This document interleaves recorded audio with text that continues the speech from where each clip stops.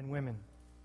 We have plenty of video evidence you've seen, and this suggests all the features of a classic controlled demolition with those exceptions which are atypical of classic controlled demolition. None of these features can be accounted for by fire, let alone all 10 of them. We have supporting evidence. This all goes to support the hypothesis of controlled demolition. It's proof beyond a reasonable doubt.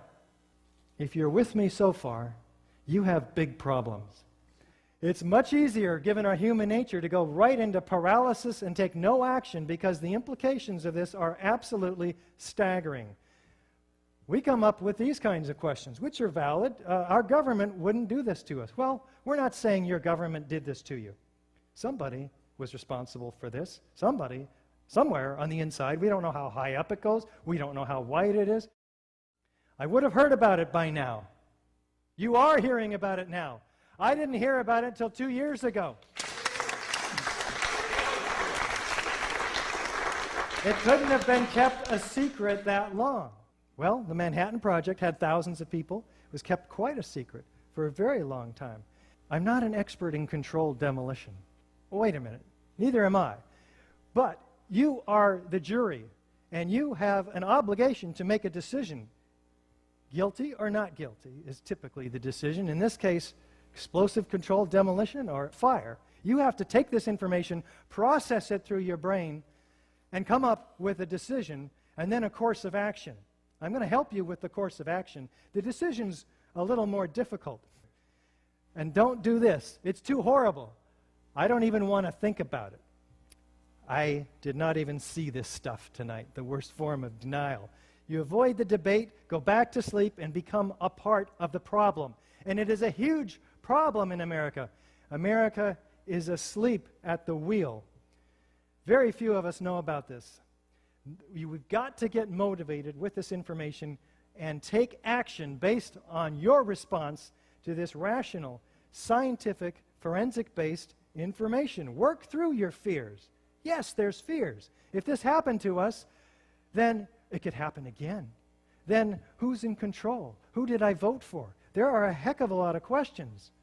We have disbeliefs and mindsets that are contrary to our acceptance of this information. There's no way to get a handle on it for a lot of us.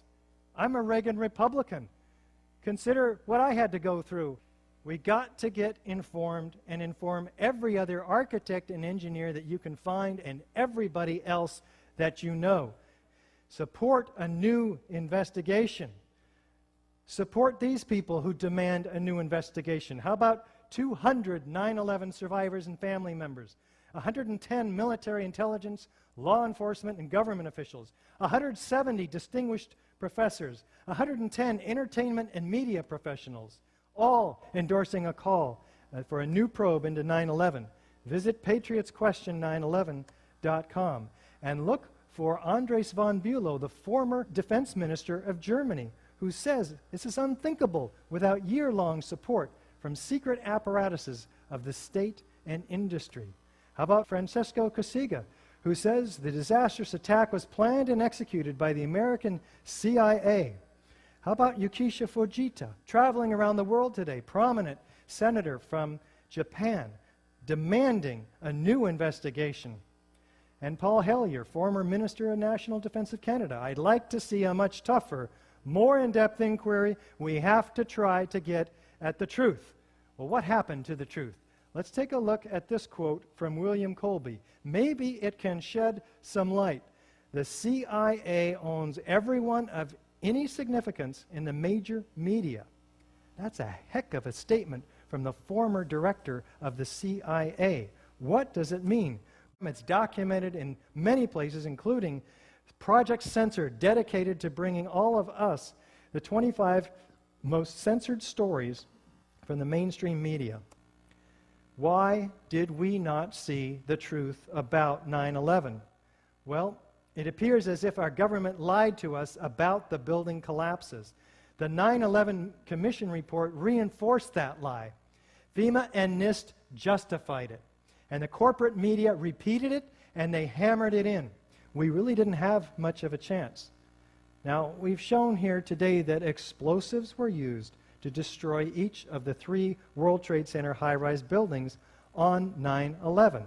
And it's known that it takes months of planning to set up and engineer and place these explosives. Do we think that Al-Qaeda had access to these highly secure buildings? So unfortunately, this is just the beginning of a disturbing but very essential journey for you back into the nightmare of 9/11. The evidence you've seen tonight is just a small fraction of the vast body of information that the 9/11 Truth Movement has assembled. The questions raised are numerous and ominous that must be answered in a new investigation. I encourage you to discover the evidence that I have not had time to bring to you tonight. It will take thousands, perhaps millions of us. Each one of us, therefore, in this grassroots movement has an ultimate responsibility to take the information that we've provided and disseminate it. Get the DVD. Loan it to everybody you know. You must become a truth bearer. Email the ae911truth.org link along with a statement saying, check this out, to every architect and engineer you can find and everybody you know. We will turn heads in the halls of Congress.